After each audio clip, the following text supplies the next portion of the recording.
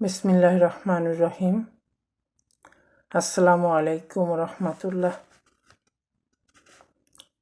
আমার এই নতুন ইউটিউব চ্যানেলটি মেয়েদের জন্য, মা বোনদের জন্য উৎসর্গ করছি। মেয়েদেরকে দ্বীনের দাওয়াত, দ্বীনের জ্ঞান, হেদায়েতের বাণী ইত্যাদি যত ইসলামিক কালচার আছে সেগুলো নিয়ে আলোচনা,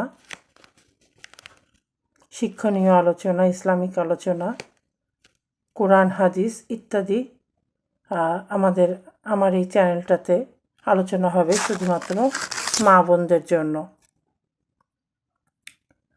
মা বোনদেরকে দ্বীনের পথে দাওয়াত দেওয়ার জন্য আজ আমি মহিয়সী নারী হজরত রহিমা আলাইহিস সালামের একটা পরিচয় তুলে ধরব। হজরত রহিমা আজকে ওনার পরিচয়টা তুলে ধরব এবং পর্যায়ক্রমে ওনার জীবনটা আমি আলোচনা করব। আশা করি মা বোনরা বিবি রহিমার জীবনী থেকে অনেক কিছু শিখতে পারবে এবং নিজেদেরকেও সেভাবে গড়তে পারবে। হজরত রহিমা ছিলেন আল্লাহর নবী হজরত আইয়ুব আলাইহিস সালামের চতুর্থ স্ত্রী। হজরত রহিমাও ছিলেন এক নবীর নাতনি। হজরত ইউসুফ আলাইহিস সালাম ছিলেন আল্লাহর অন্যতম একজন নবী। ইউসুফ আলাইহিস সালাম এর এক ছেলে ছিল যার নাম ছিল ফাহিম, আর ফাহিমের কন্যা হজরত রহিমা। এই রহিমাকে পরবর্তীতে হজরত আইয়ুব আলাইহিস সালাম বিবাহ করেন। বিধায় হজরত রহিমার সাথে হজরত আইয়ুব আলাইহিস সালাম এর পরিচয় প্রদান করা একান্ত আবশ্যক। পৃথিবীর মধ্যে একটি অন্যতম দেশ হলো আরব দেশ।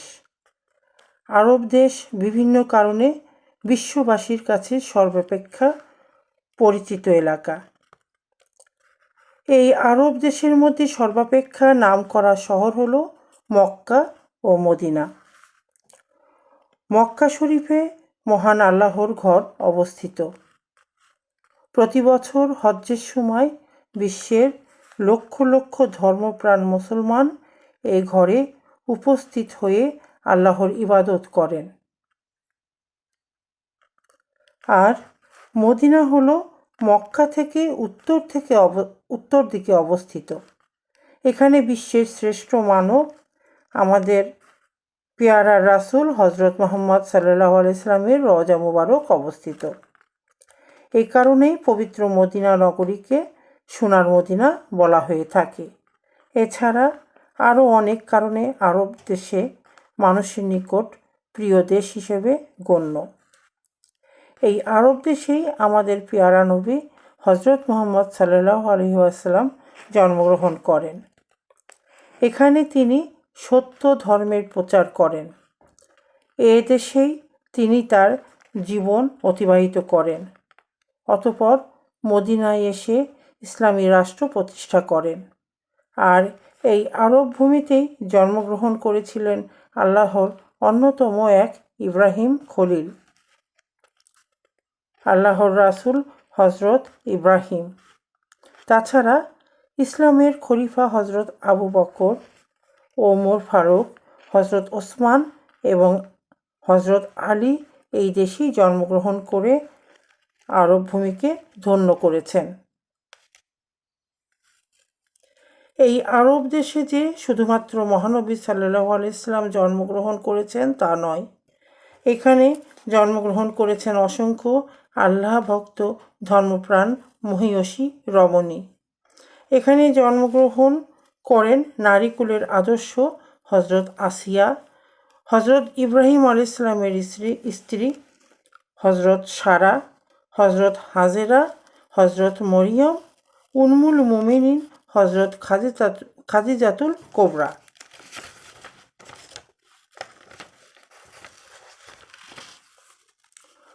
হজরত আয়েশা সিদ্দিকা, হজরত ফাতেমা রাদিয়াল্লাহু তাআলা আনহু প্রমুখ মহিয়সী নারী। এদের আগমনের কারণে আরব দেশ বিশ্বের সমস্ত স্থানের থেকে পবিত্র নগরী ও দেশ হিসাবে মর্যাদা লাভ করতে সক্ষম হয়। মর্যাদার দিক থেকে হাজার শীর্ষস্থানীয় এই মক্কা নগরী। পৃথিবীর ইতিহাসে যে সকল মুসলিম রমণীকুল সেবা, সতীত্ব ও পতিব্রতা গুণে চির স্মরণীয়া হয়ে রয়েছেন, তাদের মধ্যে ধৈর্যের সম্রাজ্ঞী পতিপরায়ণা হজরত রহিমার নাম দীপ্ত পূর্ণিমার চন্দ্রের ন্যায় উদ্ভাসিত।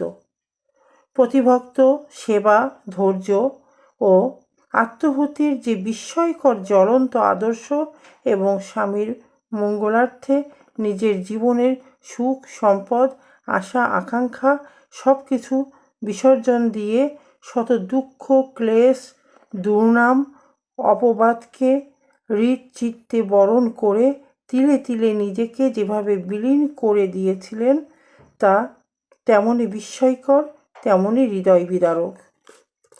হজরত আইয়ুব আলাইহিসসালামের স্ত্রী হজরত রহিমা আলাইহিওয়াসাল্লাম এর কাহিনী প্রতিটা মুসলমানের ঘরে ঘরে আজ প্রায় শাশ্বত কাহিনীর মতোই হাজার হাজার মুসলিম নরনারীর মুখে মুখে স্মরণীয় হয়ে আছে। বিবি রহিমার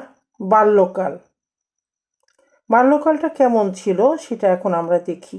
ছোটবেলাটা কেমন ছিল? হজরত রহিমা ছোটবেলা থেকেই অত্যন্ত সুন্দরী ছিলেন।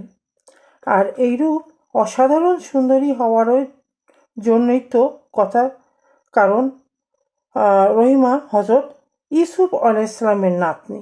যেহেতু হজরত ইউসুফ আলাইহিসসালাম খুব সুদর্শন ছিলেন, তখনকার জামানার সবচাইতে সুদর্শন ছিলেন হজরত ইউসুফ আলাইহিসসালাম, তাহলে তার নাতনি তো সুন্দরী হবেই।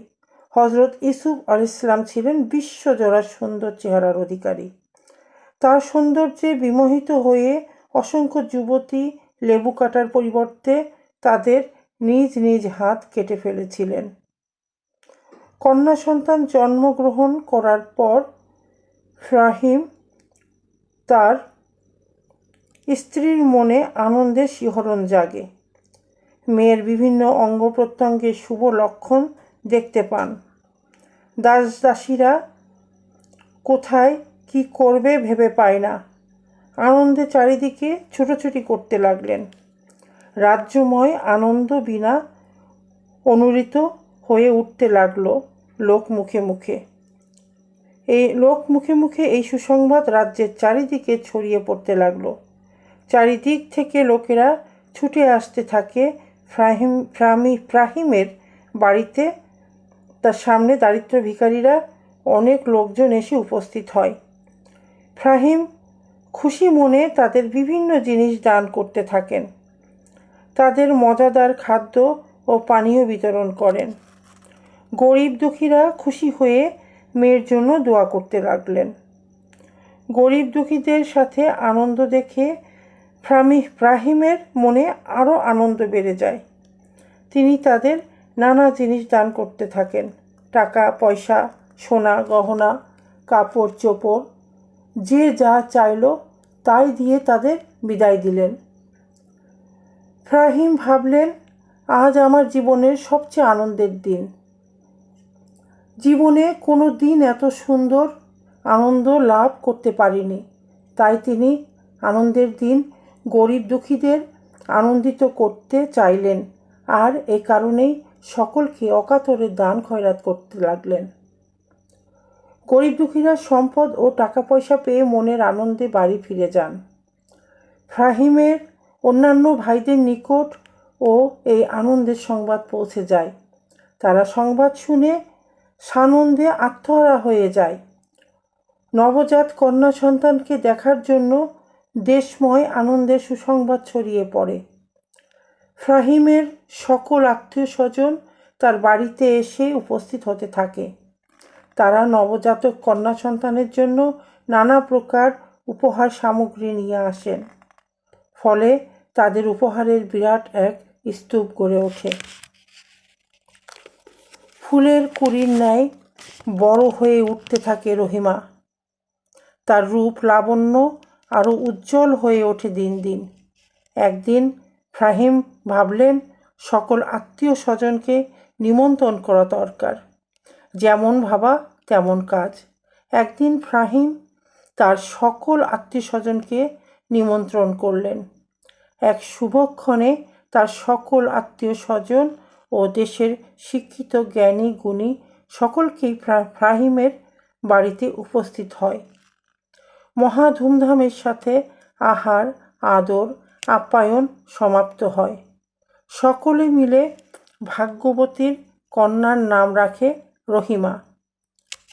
রহিমার বয়স যখন মাত্র 1.5 বছর, তখন হাঁটি হাঁটি পা পা করতে থাকে এবং কথা বলতে শুরু করে।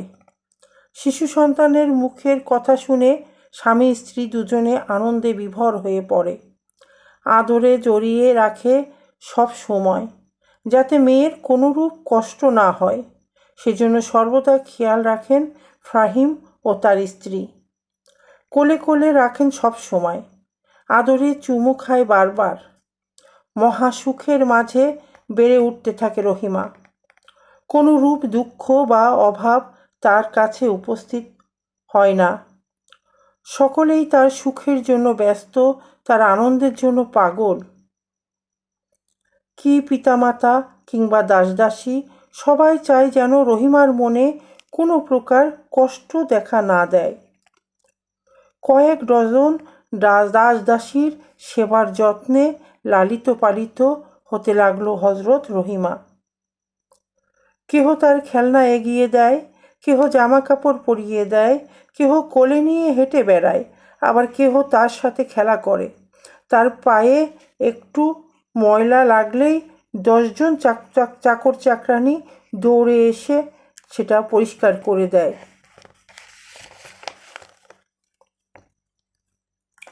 এভাবে অতি আদরে যত্নে রহিমা বড় হয়ে ওঠে। যখন রহিমার বয়স 6, তখন পিতামাতা তার শিক্ষার ব্যবস্থা করেন। প্রথমে তিনি নিজ গৃহে শিক্ষা আরম্ভ করেন, তারপর বিদ্যালয়ের ওস্তাদের কাছে।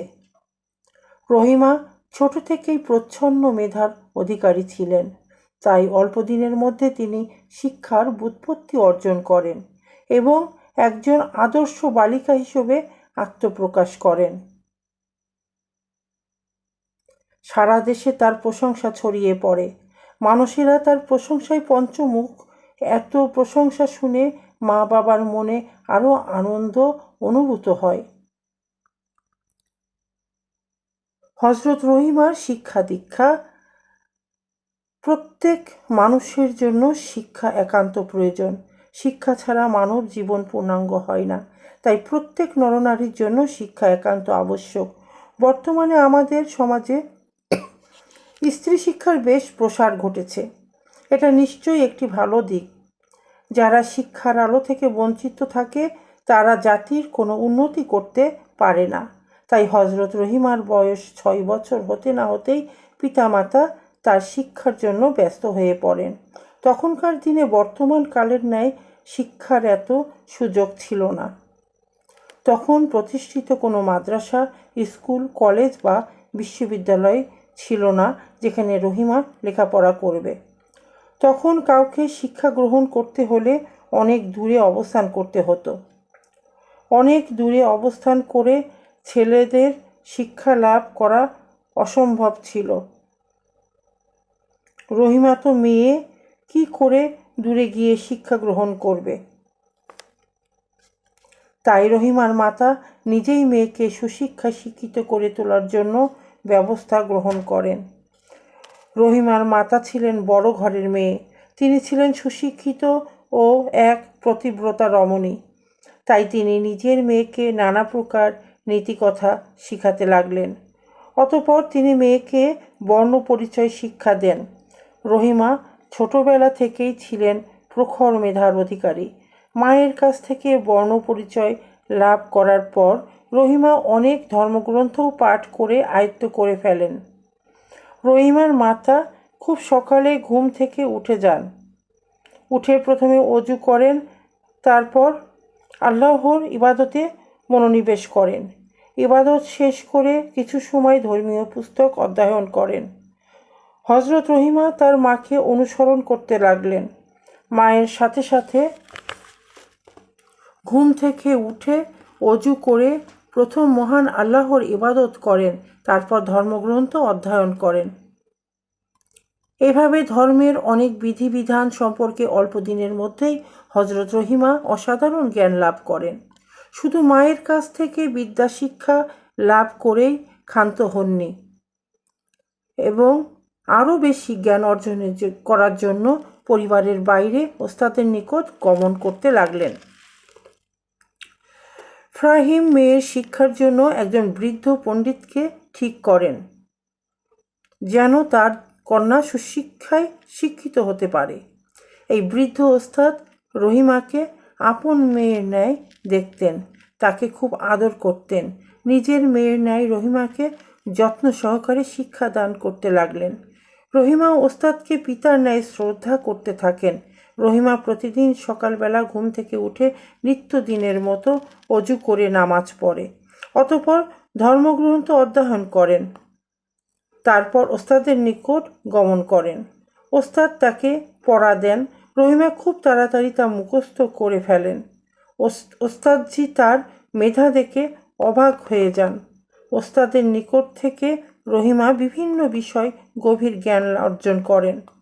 ওস্তাদের নিকট থেকে পাঠ শেষ করে বাড়ি ফিরে রহিমা তার মায়ের পাশে বসে রান্না ও বিভিন্ন জিনিস তৈরি করার নিয়মাবলী শিক্ষা লাভ করে। এমনকি নানা প্রকার সুস্বাদু খাবারও রহিমা তৈরি করতে থাকেন। ফাহিম এসব খাবার খেয়ে মেয়ের প্রশংসাই করতেন, ফলে রহিমার উৎসাহ আরও অনেক বেশি বেড়ে যেত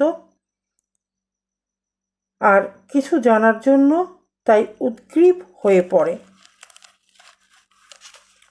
এছাড়া রহিমা সংসারের অন্যান্য কাজ করায় মনোযোগী হয়ে ওঠে, যেমন ঘর পরিষ্কার করা, বিভিন্ন জিনিস গুছিয়ে রাখা, কাপড় চোপড় বিছানা পরিষ্কার করা ইত্যাদি অনেক কাজ অল্প দিনের মধ্যে শিখে ফেলে।